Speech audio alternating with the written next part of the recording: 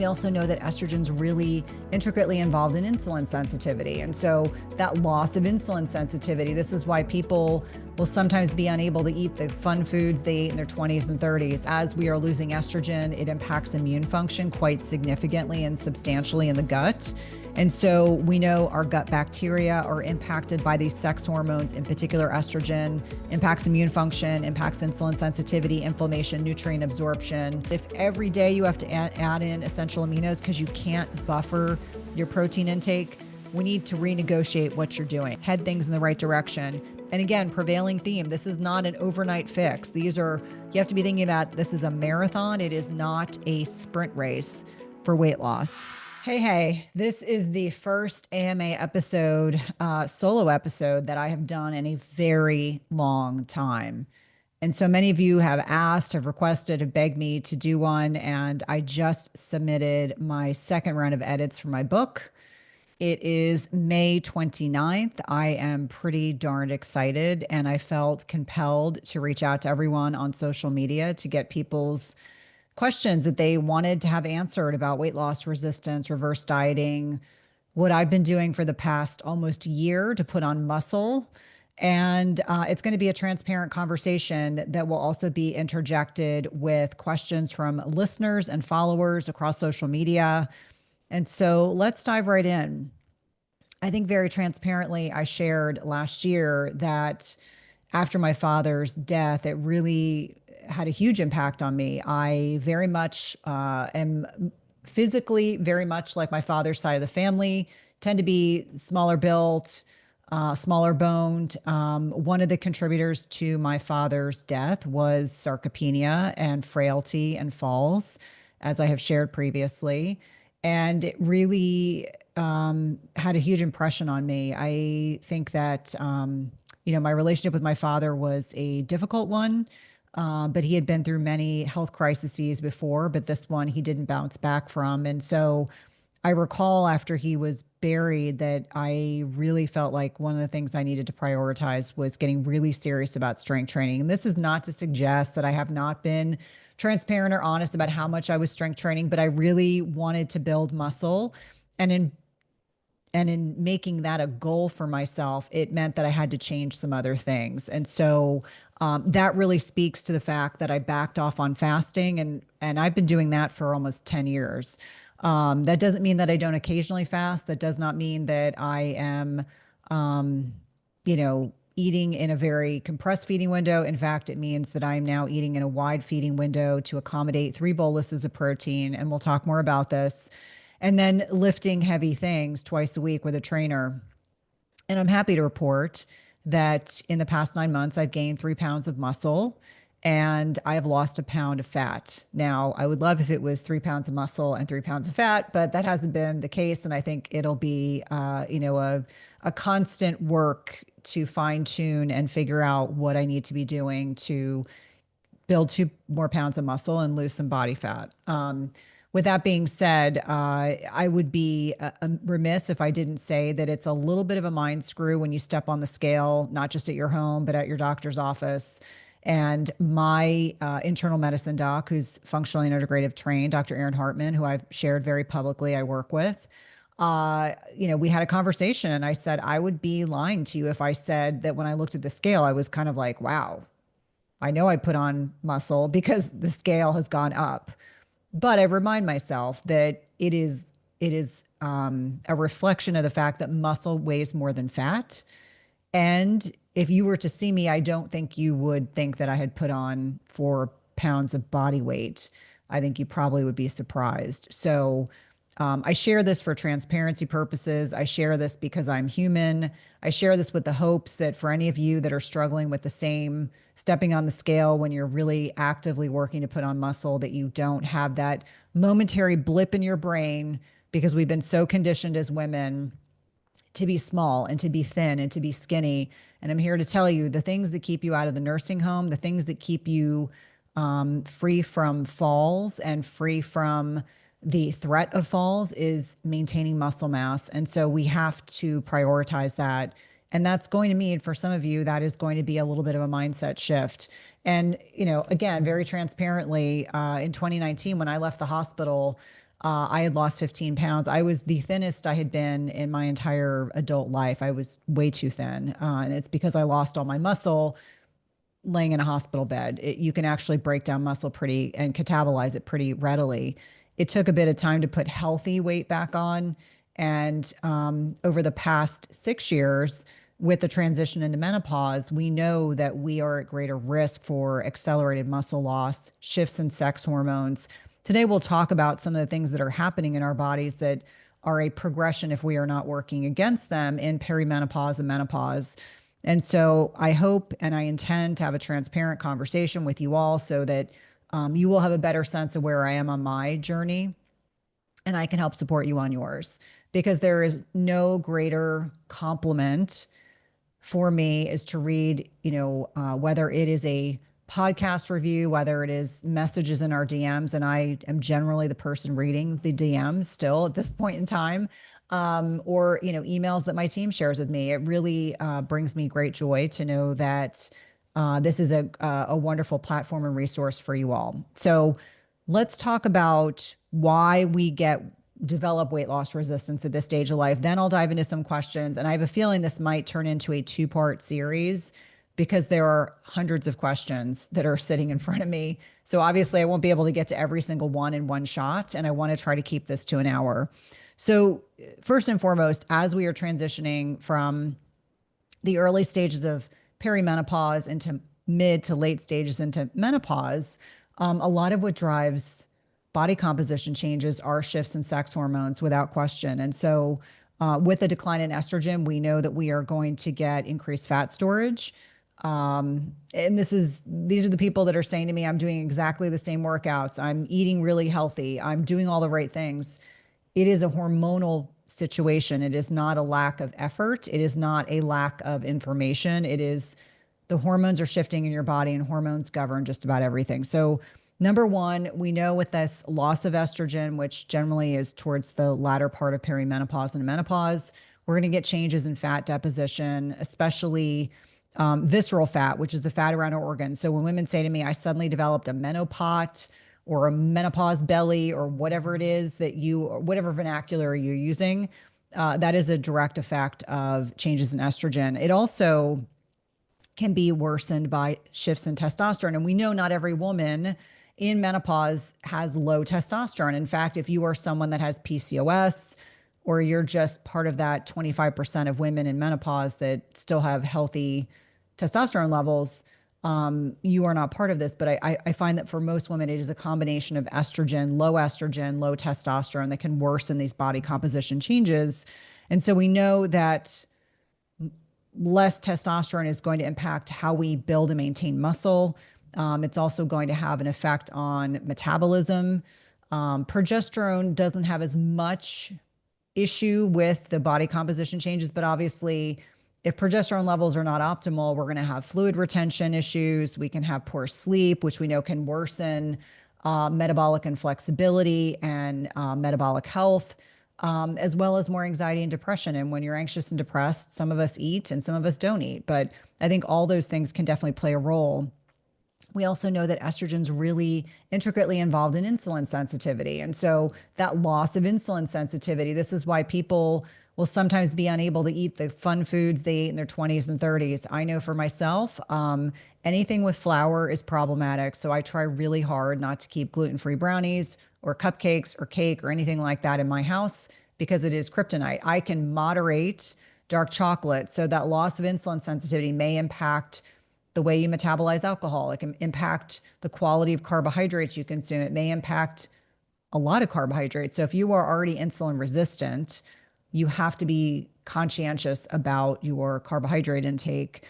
And so again, it goes back to if you're insulin resistant, if your fasting insulin is high, if you have low estrogen, low testosterone, it can worsen these body composition changes.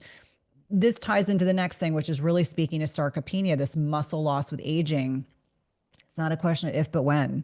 It is going to happen if you're not working against it. And I think for a lot of people, I see a lot of women in, and I'm gonna pick on Pilates, and I love Pilates. I like it for posterior chain work, flexibility, etc. But a lot of women assume that you just have to do Pilates and that's enough to build muscle. In many instances, it's great for flexibility of posterior chain work, which means the muscles on the back half of the body. Not as great at building and maintaining muscle unless you're working in a very intense regimen. So I think that with age, we lose muscle mass. Muscle mass begets insulin sensitivity. The less muscle mass we have, the less calories we're going to burn at rest.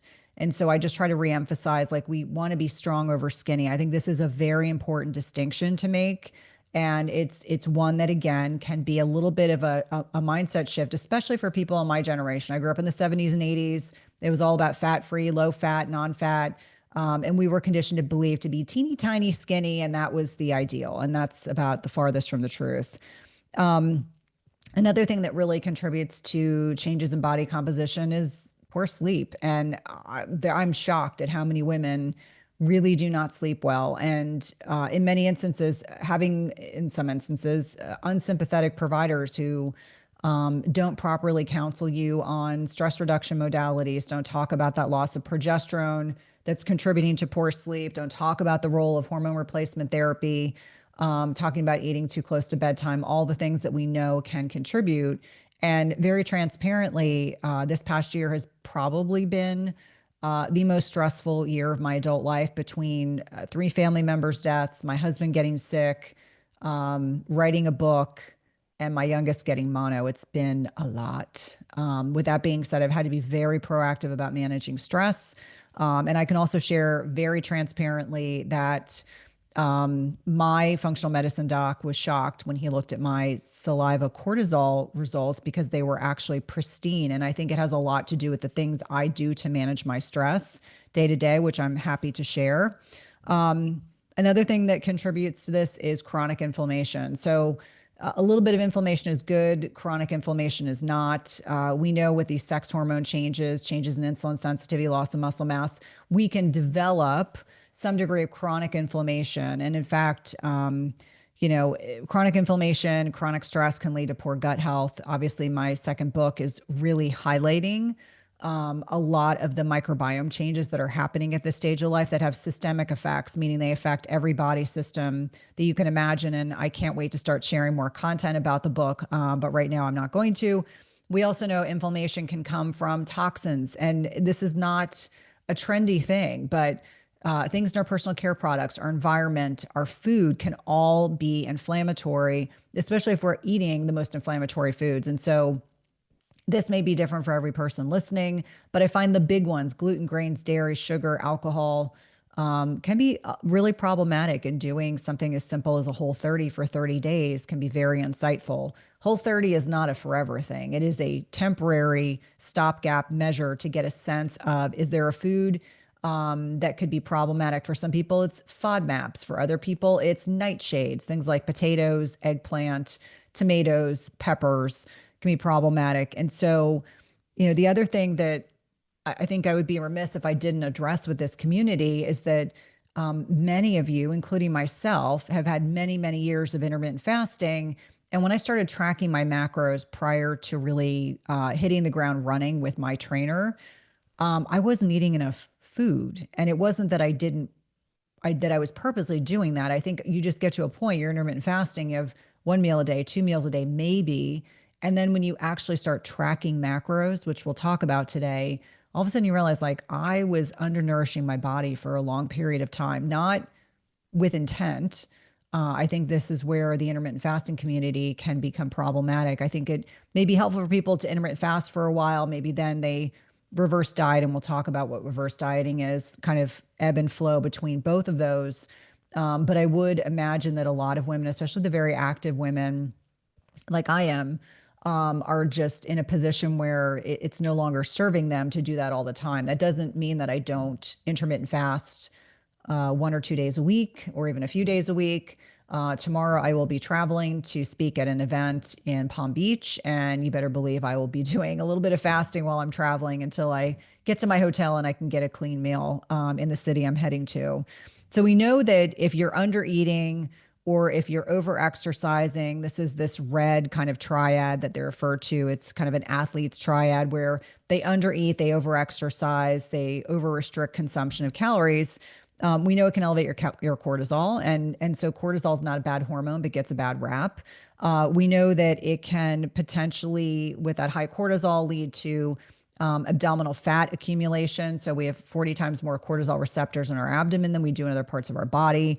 It can also catabolize or break down muscle. And this is very important because how many of you have said, I really want to build muscle, but you're, fasting 18, 20 hours a day, and you just don't realize that what you're doing is you're inhibiting your ability to build muscle. Dr. Stacy Sims, I did a great podcast with her, and she's a big proponent of helping women understand that when you get up in the morning, you're still catabolic, you're still breaking down muscle in the presence of fasting.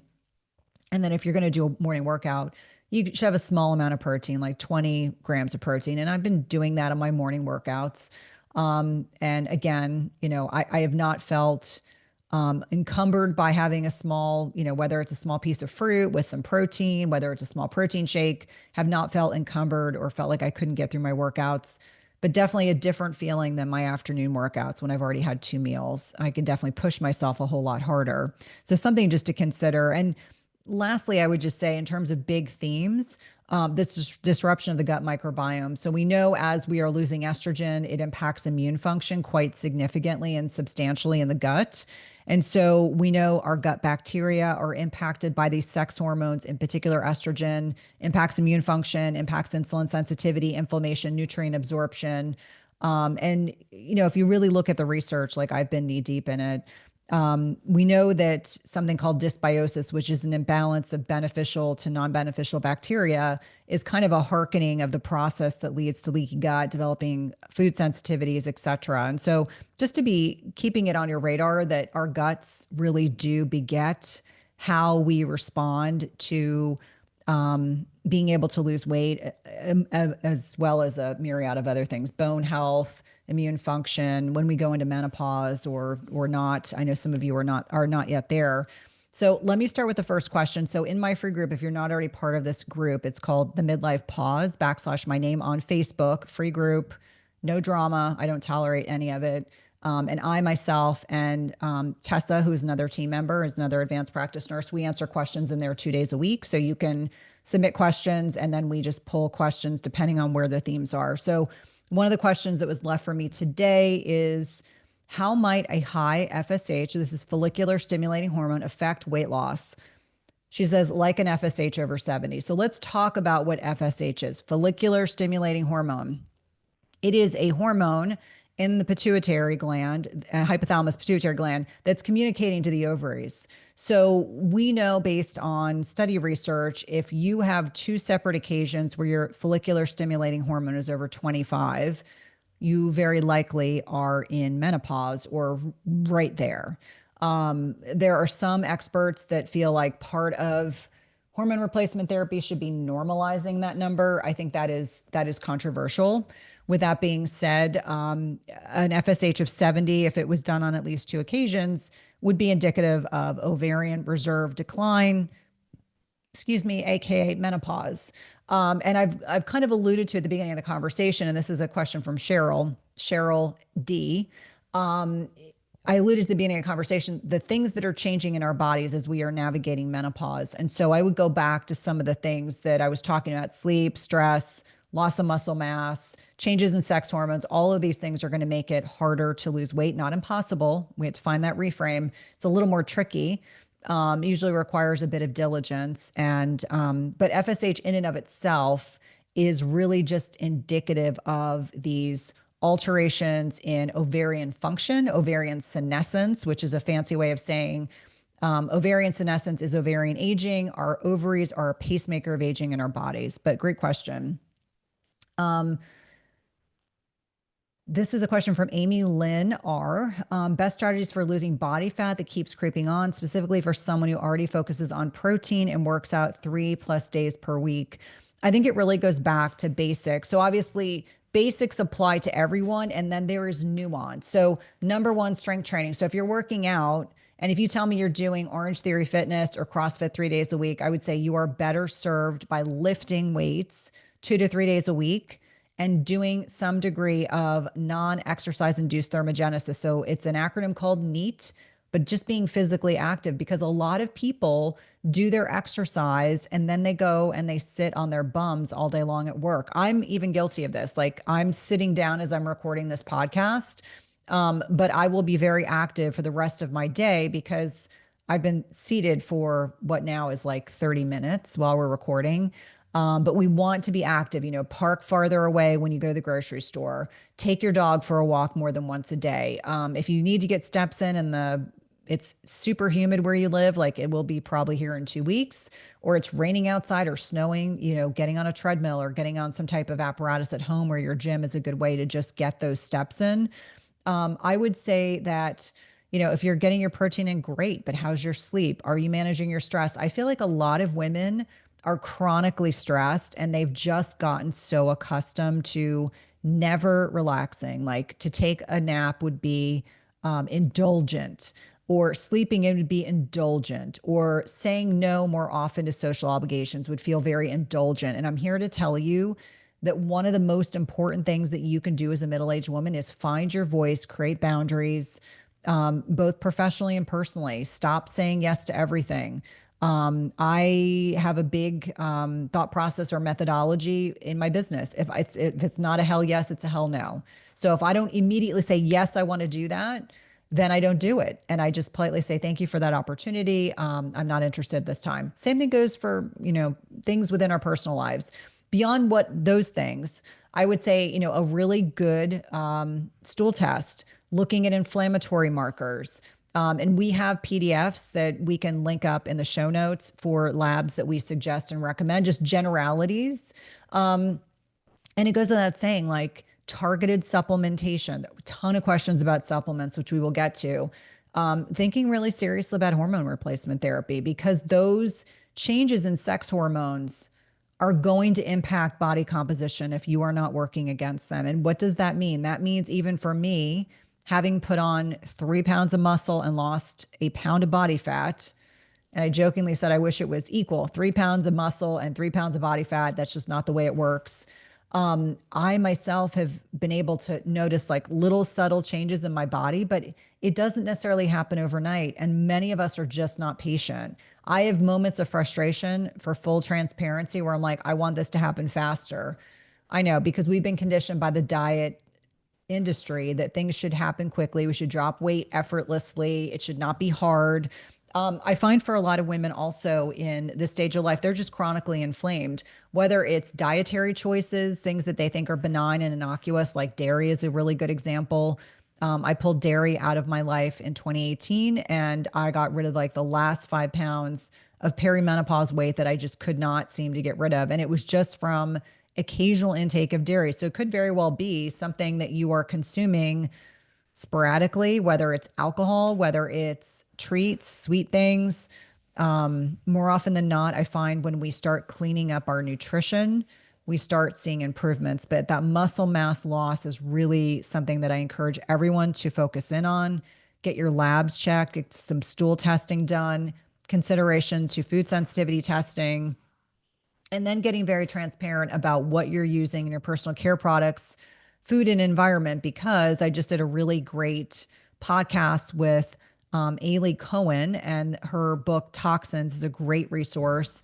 And she talks a lot about like this toxin bucket is getting filled throughout our lifetime. By the time we get into middle age, all of a sudden it's problematic. So really looking granularly at your personal circumstances and what you can change or improve upon, because I see a lot of female patients that, like, as an example, they have really stressful jobs, then they retire and they lose 20 pounds, or they're in a really toxic marriage and they finally get out of the toxic marriage and they suddenly have a lot less health problems. They're sleeping better. So get really honest with yourself about what is working and what is not. I jokingly say that I have a complete inability to not say what I think. I was a reformed people pleaser for many, many years. And at 53 years old, I can't not say what I think. Whereas before I might have stifled my voice, now I feel an obligation to speak my truth. And I encourage each and every one of you to do the same. Okay. That was Amy's question. Now I'm going to jump to the hundreds of questions that are sitting here in front of me. This is a question from Emily. I'm dealing with that lovely perimenopause weight gain. It's like I woke up one day and it packed on all onto my midsection. I exercise regularly and eat a very well balanced diet. I know some lifestyle modifications may be needed, but I'm so overwhelmed at where to start.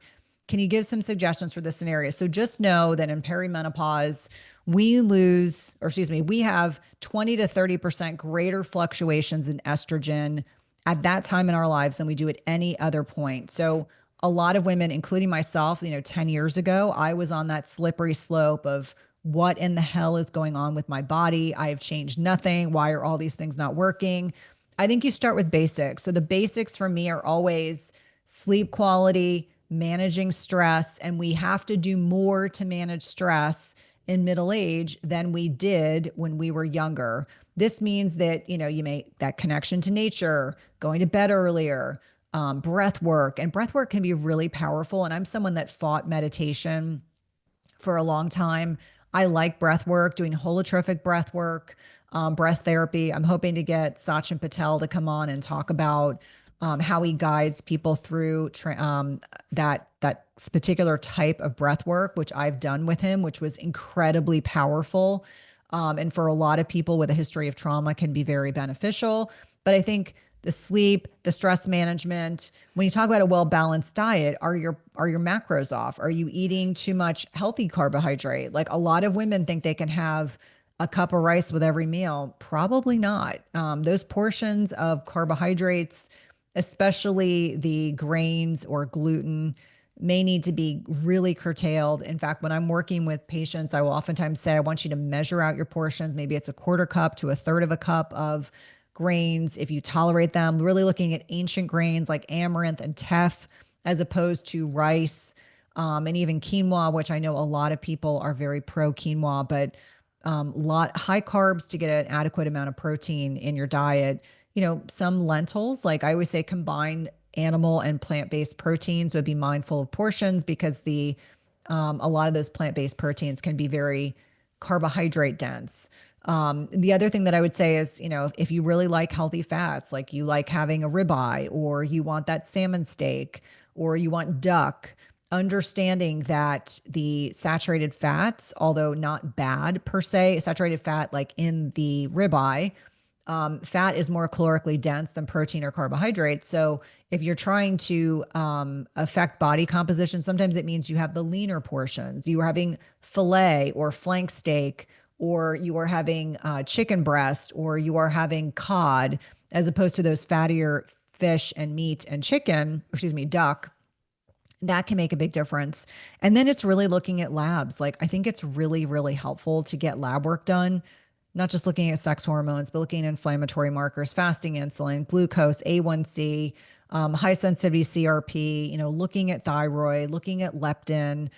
There's a whole constellation, looking at targeted lipids beyond a lipid panel, which other than triglycerides and HDL, there's not a lot that I focus in on because we're really looking at some of those more advanced markers like ApoB and LP(a), but really getting a sense of what's going on. And then, getting granular about how can we balance those hormones? Do you need some oral progesterone 2 weeks out of your cycle to help balance this relative estrogen dominance because you have so much 20 to 30% more estrogen produced? It's like you have these wild fluctuations in perimenopause.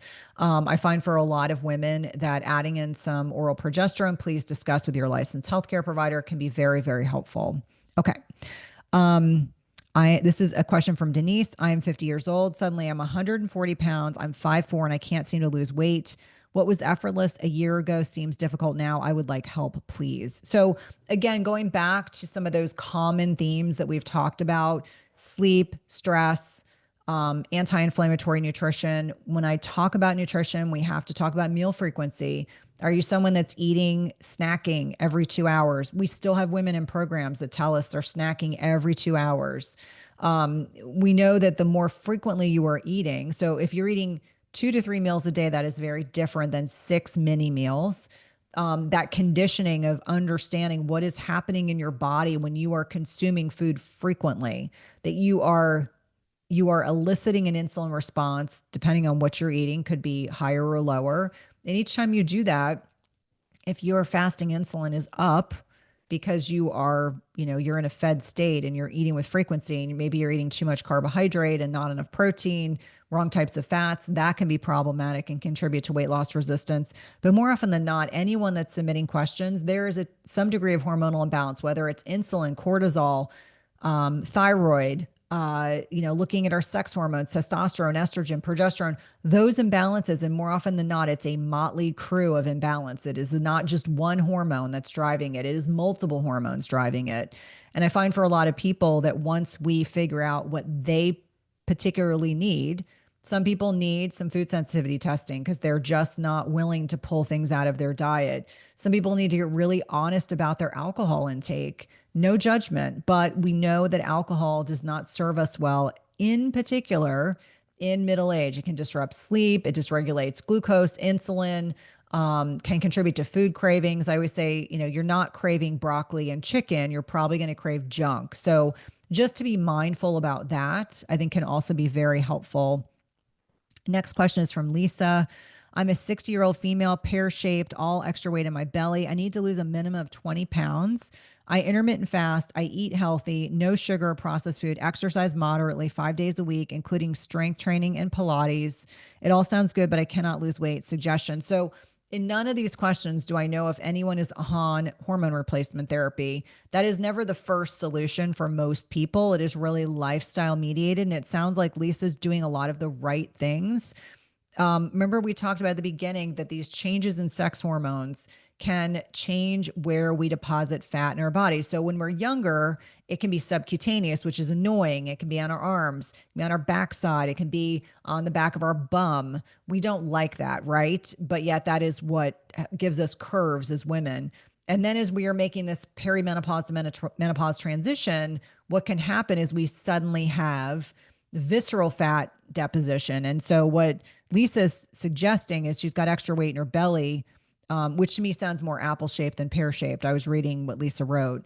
But that's the kind of fat that we want to avoid, because that's fat around our major organs. And that is the fat that tends to be more inflammatory, tends to be the fat that leads to more insulin resistance, fatty liver, things like that. The other thing that I would say is for everyone who's feeling like they are weight loss resistant, getting readings from a bioimpedance scale. So most of the time you would do this through a provider's office, or you can do bod pod. You can look them up in your area. There are other companies that do body composition testing, but those are some of the major ones. And get a sense of like, what is your body composition? Do you have a good amount of muscle mass, or is that your biggest issue, is that you have more fat mass than muscle mass? And what we want is the reverse. We want more muscle mass to fat-free mass. I don't expect anyone as a middle-aged woman to have a body fat of like 10% or 15%. That would actually be quite low. I would expect most women to be in the 20s, kind of ideally. But I've worked with patients who've been, 35% body fat and really working diligently to build muscle to kind of alter that body composition. But I think it's very important when you step on a scale, most scales are not going to break down your body fat to your muscle mass. And that's what is most important, because like I said, when I stepped on the scale and I technically am 4 pounds up on the scale, the bulk of that is muscle. In fact, it's probably all muscle, and probably I was really well hydrated because it was towards the end of the day. The other thing that I would say is when you go to weigh yourself, do it first thing in the morning after you empty your bladder. Don't do it at the end of your day when you're hydrated. You probably have restored some glycogen stores in your muscles, in your liver, maybe had some carbohydrates. So just kind of finding a time each time you're testing this to do that. So again, body composition is very important, because just looking at the number on the scale does not give us the full picture. And I think that is very, very important. Just kind of checking time to see where we are. Because like I said, I have so many questions. We could just talk for hours. This is a question from Katie. I'm struggling with belt fat and back fat. I think I'm doing all the right things. I think sometimes the reason I'm unable to lose it is threefold. One, I wake up at a ridiculously early hour for work. Two, I have trouble maintaining intermittent fasting on my work days. And 3, I don't get enough protein. I've never had this belly fat and it's very depressing. I'm at a loss. Katie, very common. And I would say, I think there's 2 things here. Number one, you wake up very early. So I'm not sure how early that is. So that's number one. So you may be not getting enough sleep, which could definitely be contributing. Uh, I'm less concerned about maintaining fasting on your work days and more concerned that you're not getting enough protein. I would say the 2 most important things that you've already told me in this question or statement is I'm not eating enough protein. We need to fix that because protein is important for muscle protein synthesis, satiety, etc. And then the sleep piece. So if you're someone that does shift work, maybe you're getting up at 4 o'clock in the morning, we need to get you in bed earlier. And I know a lot of women will push back when I say that, but I'm like 7 to 8 hours needs to be the minimum. It does not mean that every single day of your life it has to be perfect, but over time you want those to be the themes of where we are in time and space. So I would say the 2 things from your statement that I think are the 2 things to work on right now: get more sleep and definitely be focused on protein. Maybe track your protein, maybe track your macros for a week, not forever, because for a lot of people that would make them crazy. It would make me crazy, quite honestly. But I think for a lot of people, not eating enough protein is going to contribute to a lot of other issues. There's something called the protein leverage hypothesis, really speaking to what happens when we don't eat enough protein. So, beginning of the conversation, we were talking about high FSH, that combined with low estrogen, those 2 variables for women in middle age are going to define this protein leverage hypothesis, which states that if you do not eat enough protein, your body is going to ensure you make up for it with carbohydrates and fat. Now, if this happens once a month, not a big deal. Like I even know when this happens for me. In fact, today's a really good example. I've been gone for most of the day and I just had a very large meal, and I will have another meal before the end of the day because I want to try to get that protein in before the end of the day. So getting creative with protein, planning ahead, meal prep, adding in a protein shake. I am not going to sit in judgment of anyone who has a whey protein shake a few days a week. I mean, if you are working diligently to buffer your protein intake, and maybe you've been doing that very tight intermittent fasting window for a long time, a lot of women will oftentimes say, I'm just not hungry for that other meal. Well, we need to work on that.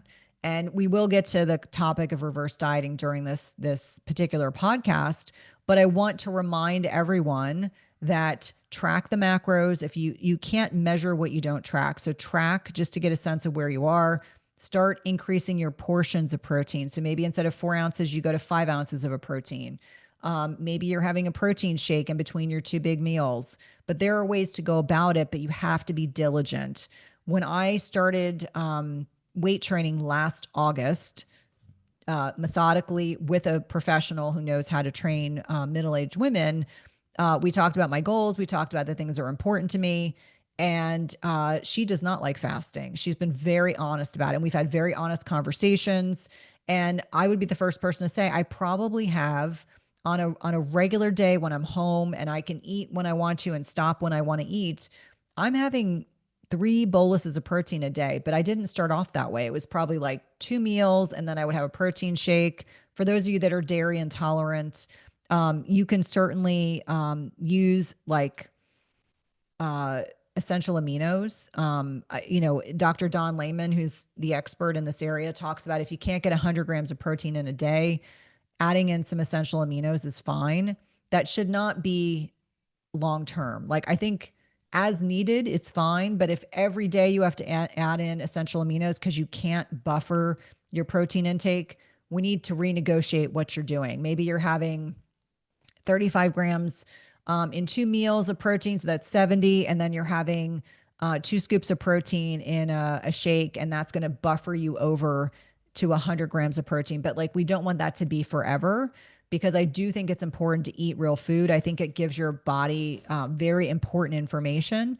And just to kind of talk about what essential aminos are. So protein breaks into amino acids. So essential aminos are the amino acids that your body needs.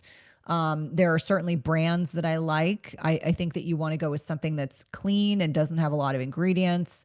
Most of the essential aminos, if they're flavored, they don't taste great. So I use a capsule product by Keon, and that's what I personally use, and that has worked well for me. But I have to take 7 capsules to buffer that protein intake. So it's not my favorite thing to do. So I always kind of caution people and say, try to get it from the real food, try to give yourself grace.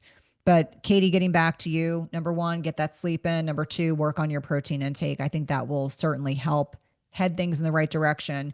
And again, prevailing theme, this is not an overnight fix. These are, you have to be thinking about this is a marathon. It is not a sprint race for weight loss. Okay.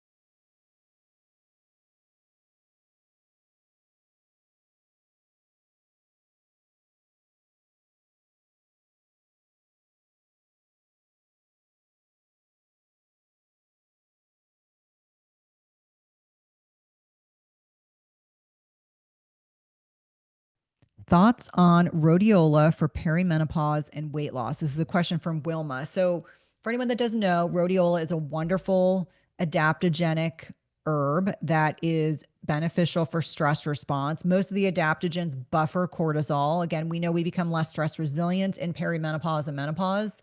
I think it's wonderful for the right person. Rhodiola can be very nourishing, calming for evening time. Some women do really well with that at night. I haven't read anything that there's a direct connection between adaptogens and weight loss, unless the connection is vis-a-vis reducing cortisol levels. And let's talk about cortisol. So cortisol is a hormone that gets a terrible rap, and that should not be the case. I think it's important to kind of highlight the fact that cortisol is a hormone that follows a kind of a predictable pattern throughout the day, ideally. So highest in the morning, ebbs and flows throughout the day, lowest at night. And it runs in inverse relationship to melatonin, which is a sleep hormone, but also a master antioxidant. And so I always remind people that cortisol just gets this really, really bad rap. And some of it, I think, is so undeserved. It's just really understanding the fact that with the loss of progesterone, with the increased demands on our adrenal glands, for a lot of individuals, they have to work harder at stress management. And it isn't just 5 minutes of meditation. It really needs to be a diligent practice, something that you are doing daily. Like for me personally, I like getting exposure to sunlight in the morning, walking out in nature with my dogs. It's just part of my morning routine. I really crave it. I enjoy it. I like breath work. It's finding things that you like that you can consistently do.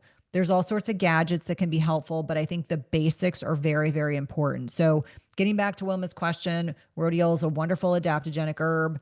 I think it can be helpful for sleep support. If we're talking about adaptogens and weight loss, I would imagine the mechanism is related to a reduction in cortisol over time. Hello, Cynthia. I'm 68. In January of 2024, I started fasting. Sounds like a 13-8. That doesn't make sense. All right. So we'll just say I started fasting, and I've been doing some longer fasts. I cut out snacking and stopped eating processed foods. I added in kefir, homemade sauerkraut, and only have mostly olive oil and butter, reduced carbs, and eat lots of ground veggies and some root veggies. I lost 20 pounds, which is great. That I gained around my waist after menopause. I do not wish to lose any more weight. I basically continue with the same diet, but only do one 24 to 32-hour fast per week. I eat plenty during the feasting, but then when I fast, I seem to lose weight. Around 18 to 21 hours of fasting, I start showing a trace of ketones in my urine. In between fasting, I don't have ketones. How do I maintain without losing weight? And should I? Okay, so number one, if you're losing weight doing these long fasts, stop the long fasts. I would say you don't need to be doing, if you're at a maintenance weight, I would say if you want to do one or 2 long fasts a month, I think that's fine. If you're building up ketones, it's because your body is mechanistically um, utilizing ketones as a fuel source. So that's not per se a bad thing. How do I calculate the amount of protein so she's asking, how do you calculate protein in particular types of protein? Um, you can go online. There's lots of online measurements that'll say 4 ounces of chicken equals 30 grams of protein. You can just plug those in. There's lots of calculators. You don't need to stress about it. If you use Chronometer, you can plug it in there and they will do it for you. She's also asking about sourdough. Um, there's a lot of questions all over the place. Um, I'm just not a fan of bread. I think that it's not to suggest that when I go on vacation, I'm out of the United States, will I have a gluten-free piece of toast? Sure. But I think I'd rather my patients and clients get their carbohydrates from whole food sources as opposed to a processed carbohydrate. And by that, I mean something has been milled into a flour, it's been baked. Like I would rather you invest your efforts into having a piece of sweet potato or low glycemic fruit, or if you tolerate like an ancient grain, having some of that into your diet. I think you're going to get more benefits from that over time. But I think overall, Carrie, the things that stand out to me, stop the long fast, especially if you're losing weight and your desire is not to lose weight. Feel like you want to do 1 long fast a month just to support metabolic health, fine, but I would not do more than 20 to 22 hours. And I wouldn't do it more than once a month. And I would monitor how you feel. Lastly, it's really easy to track protein. There are online calculators, you can also track it in Chronometer. You can plug in exactly what you're eating. If it's 5 ounces of steak and it's 45 grams of protein, you can just plug all those things in. So don't let that be a stress source for you. I would just make sure that you are, kind of monitoring your protein intake, because I think that is very important. Okay, going on to the next questions. Um, I am struggling with 100 grams of protein and weight loss. How to balance that? This is from Mary Ann. Um, Again, it really goes back to, considering breaking your meals into 2 to 3 meals a day and then slowly increasing it. So we know based on the science, you need at least 30 grams of protein to trigger muscle protein synthesis, trigger this leucine threshold, which is a type of amino acid, very important for muscle. So you need to determine what 30 grams of protein looks like on your plate. That's number one. I'm not suggesting that anyone stuff themselves. I'm not suggesting anyone force themselves to eat. But when women start telling me they don't have the appetite for a second meal, that's a sign that we need to start kind of re-engineering what we're doing. And so now I'm going to kind of introduce this concept of reverse dieting. This is something that I learned from friends of mine who do body composition work. Either they've been fitness competitors or they do personal training. And so these are strategies that they use. So I think number one, you have to track what you're doing to have a sense of where you need to go. So if you were to get into Chronometer, I have no affiliation with Chronometer. I'm just using this as they have a free app. You can go in there and you can track your food. A lot of women are consuming 800, 900, 1,000 calories a day. That is not sustainable. That is not healthy. A lot of you that are weight loss resistant are under eating. And perhaps it is completely benignly. You just have no idea. Maybe you've been fasting for 10 years or 8 years or 5 years, and you've been eating in a caloric deficit for all that time. So the kind of thought process around reverse dieting is that you utilize it to slowly add back in, I would say ideally protein, maybe an additional 50 or 100 calories of protein a day, which is not a lot. And you slowly do that over time. But first you have to figure out what your baseline caloric intake is. And, a lot of that goes into like what your needs are personally as your activity level.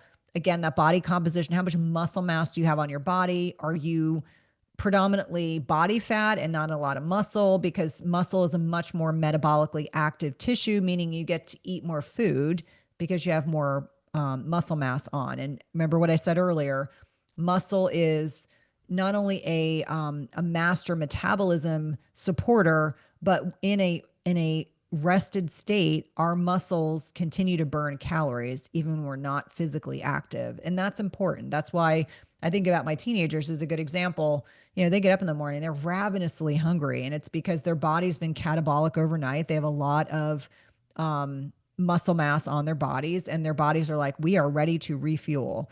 So when we talk about reverse dieting, getting a baseline for body composition, tracking some macros and kind of your caloric intake, and then adding in, I call it refeeding, could be an additional 50 to 100 calories. That's not a lot of food, right? Per day over time. And then you're balancing that with monitoring your weight. And this is not for the faint of heart. This is something, if you are reverse dieting, it is going to take 12 weeks to get back to consuming more food. Maybe the goal is to add in 250 more calories over time, but it is slowly adding those calories back in, generally just protein. It does not mean a pig out. It does not mean a cheat day. It does not mean you go and eat like a gallon of ice cream. It is high quality macronutrients that you are using, and then diligently monitoring, whether it's with a tape measure, whether it's getting on a bioimpedance scale, whether it's doing bod pod, measuring where you are at the beginning, and then periodically throughout that process. This is what I had been doing. And it was a little bit overwhelming at first because I'm not someone that likes to track my macros. I don't like counting calories. I never have. But I did this as a due diligence effort over time. And I think it was very valuable because I could see over time, okay, this is the amount of stress I'm putting my muscles under. This is my recovery. This is what I'm doing. And at the very beginning, I was probably having 2 good sized meals and then having a protein shake. And although being very dairy sensitive, I can get away with whey protein 2 days a week, probably without any problems. And then I could get away with a beef protein isolate on another day if I needed another shake on another day with some essential aminos to kind of round that protein profile out. So there's a lot of different ways to go about doing it. Please don't overthink it. Please don't feel like it's an all or nothing. I have to get it perfect.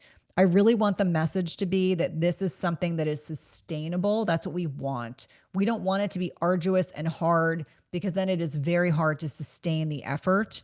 And ultimately, we really want to make sure that we are being conscientious over time. So again, reverse dieting for a lot of you that have not been eating enough food over time, and I would imagine it's more of you than I probably previously would have thought. It does not mean that there's anything wrong with intermittent fasting. It's just if you eat in a caloric deficit for too long a period of time, you can make it harder for your body to think it has enough fuel to be able to lose weight. Because we have to think about weight loss as we get healthy to lose weight, a la my friend Ben Azadi always says that we get healthy to lose weight.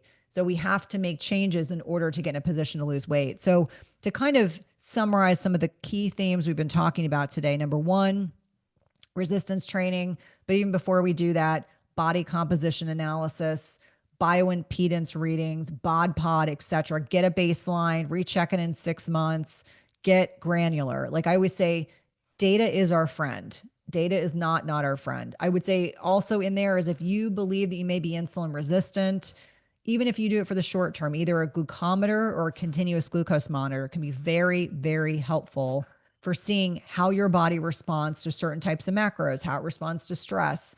I can tell you during my last book launch, I stopped wearing a CGM, continuous glucose monitor, because I would get excited every time I did press or every time I did a podcast that my blood sugar would go up, but it was more out of excitement. But I would watch these spikes all day long while I was getting interviewed. And so you can see transient increases in blood sugar related to like food intake, strenuous exercise, just stress, like racing through an airport can be super stressful. Next is really getting serious about protein intake. Not, oh, I'm going to worry about this in 6 months. You cannot measure what you do not track. So if you have no idea where your protein intake is, you probably are not eating enough. I find a lot of women, again, it's that little lady syndrome where you're like, I just need to be teeny tiny. I'm going to eat as little as possible. That is going to lead you to frailty, falls, and issues, whether it's broken bones, head bleeds, etc. So we don't want that. So we want 1 gram per pound of ideal body weight. I always say no less than 100 grams a day. If you track and you say, Cynthia, I'm only eating 50 grams of protein a day, that is okay. We can change that. It's just we have to put the plan into motion. and tracking your macros may be a really good first step. Um, Other thing is, how many of us think that we can sit down and eat a bunch of sweets or a bunch of like potato chips or a bunch of tortilla chips? When we are plating meals, we have to think methodically. We want that protein, we want vegetables, we want the carbohydrates to come from vegetables. I always say 3 vegetables to 1 piece of fruit. Most Americans have it completely the opposite. They are consuming a lot more fruit than they need and not enough vegetables in your diet. So find things that you like. I just had broccolini and chicken. That was my very late lunch because it was a very busy day. I love cabbage. I love squash. So finding things that you like and getting them prepped so that you have them available when you're going to sit down and have a meal. If you feel like you are struggling with meal prep, lots of grocery stores will now prep proteins or prep vegetables for you, or there's lots of meal delivery services, things that have clean proteins and clean vegetables. Just make it easy. There's no shame in doing that. In my house, I'm married to an engineer who likes things done in a certain way, and he does the bulk of our meal prep. I am so grateful for this because I jokingly tell him that if he wasn't doing it, I would probably be the person in the grocery store that would be buying like, prepared vegetables, like not anything that's been, well, maybe they haven't been cooked, but things that are already chopped up. Just make it easy. There's no shame in hitting the easy button. Next is prioritizing sleep. It's not sexy, right? I mean, someone asked me the other day how early I go to bed on some nights. Sometimes it's 8:30, I'm in bed. I now have one in college who's home for the summer, and I have one that is driving, that is a junior rising senior. Generally on the weekends, my kids like to be at home. They like to have their friends here. So if they're home, I can go to bed early. My husband and I try to trade off, but oftentimes I'll stay up late with him on the weekends. But during the week, I go to bed early because I need the sleep. I am going to be much more effective if I am getting my sleep. So there's no shame in doing that. I know many of you have said, oh, my kids, they're not driving yet. We have really early practices in the morning. Many of you have swim team kids. I used to be one of those parents. I get it. We used to have a kid that was swimming at 4:30 in the morning. It was brutal. My husband and I would trade off on that. With that being said, go to bed earlier. You don't need to do more emails. You do not need to catch up on organizing your pantry. Those things will be there. Go to bed. So important. If you're having trouble sleeping, talk to your healthcare provider. Is progesterone appropriate? Is estrogen appropriate? What are the other things I can add? Myo-inositol is always a favorite. Adaptogenic herbs, doing things like legs up the wall, having a routine before you get into bed. Really simple stuff. We do not need to overcomplicate this. Again, I can't say this enough. HRT, when I'm doing intakes on patients and clients, I know who's on HRT because they are always sleeping better. They generally have better body composition because their hormones are better balanced. This is not to shame anyone because each one of us comes to the decision to do or utilize HRT on a different trajectory.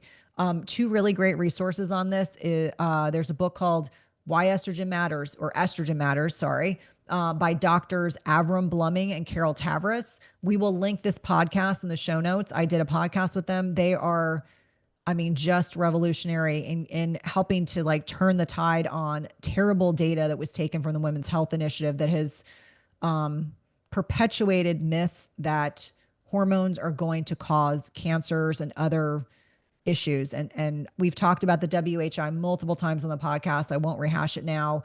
Another really great book is The XX Brain by Dr. Lisa Mosconi. That is a book, when I read it, it changed everything for me. I had been on the fence about HRT, but that shoved me over the other side. I would say lastly is getting connected with hormone savvy providers. When I say this with great love. There are well-meaning people out there all over the United States, outside the United States. It's getting connected to the right people for you. I tend to be more conservative. I think that you start off conservatively and then you adjust from there. I think that for a lot of people, if they're having terrible sleep, they're anxious, they're depressed, adding in progesterone and then dealing with the other lifestyle things can be life-changing. And then later adding in estrogen or testosterone if appropriate, because they tend to be more excitatory, whereas progesterone tends to be inhibitory. Stay tuned for those of you that are saying, oh my gosh, when I use progesterone, it gives me the opposite effect. I did a really amazing podcast with Dr. Amy Killen that will be out on Saturday, which is May 31st. and we talk about different types of progesterone resistance. Really, really interesting research and science on this and how to address those things. So do not stress if you are one of those. Tends to be anywhere from like 10 to 15% of the population. So there's like a spectrum of progesterone sensitivity, and there's all different ways to address it. And Dr. Killen does an amazing job talking about this. But when it comes to people that are out peddling pellets and telling you that's the only way to get your hormones, that is not the case. And actually, I would caution people if they feel like that's the only option for them. Pellets tend to provide supraphysiologic dosing of hormone replacement therapy. I think most of us do best with more conservative measures. Do I think that there are colleagues and peers out there doing a great job with pellets? Yes, probably a few. But more often than not, when people come to me and they're like, I felt great the first time I had a pellet inserted, and now I feel terrible. What do I do? And this is not to pass judgment. I'm just saying, like, this is my gestalt after working with thousands and thousands of patients, that most women do best with a conservative, slow, go slow approach to figure out what works best for them. There's no one size fits all. I can tell you personally, I'm like super sensitive to hormones. In fact, Erin Hartman teases me gently about this. I'm just grateful I have a provider who's willing to take things slowly for me personally so that we can monitor for symptoms, make adjustments, etc. And then I would say, lastly, like, test, don't guess. This is kind of a prevailing philosophy, not just blood testing, stool testing, food sensitivity testing, saliva testing. All of these can make a huge difference. And make sure you work with someone who's looked at hundreds of tests. I cannot tell you how many people end up in our programs that have done a Dutch, as an example, with a provider who hasn't looked at more than 5. And the provider, God bless them, does not know how to interpret it. And they end up asking, could you please interpret this for this shared patient? Of course. But I've looked at hundreds and hundreds of Dutch reports, hundreds of stool studies, if not thousands, lots of food sensitivity testing, nutrient testing like NutriEval by Genova that I think is a fantastic option, looking at minerals, vitamins, fatty acids, all things that are really important, because then you can fine tune everything for you as a bio individual, as opposed to saying these are the blanket statements for everyone. Then lastly, obviously, supplements can be very important. I think creatine is a foundational supplement. I think things like vitamin D, magnesium, very important. If you need omega-3s, if you don't eat enough fish, if you aren't getting high quality fish, if you know that fatty acids, how important they are for cellular communication, cell membranes, etc., that can all be very helpful. Sleep support like myo-inositol, thinking about signaling molecules like urolithin A or Mitopure. If appropriate for you, NAD, but it's not actually NAD. It's the precursor NMN. Really good podcast that I did with Dr. Andrew Salzman, talking about Wonderfeel, which is one of these products that has NMN, which is that precursor, as well as botanicals to help with absorption. Really, really helpful. And interestingly enough, after that podcast, I had a lot of people sending messages saying my biological age on my Oura Ring is improving. It's gone back, half a year, 1 year, which is really cool, just from a supplement. So with that being said, this is the first of a series of AMAs. When you listen to this, I want you to let us know. You can send to support@cynthiathurlow.com. Let us know what you want us to talk more about. I did not get through all the questions. Obviously, we'd be here for a couple hours, but I appreciate each and every one of you, and I can't wait to do my next AMA. Hey, if you like this video, you guys are going to love this video, and I'll see you there.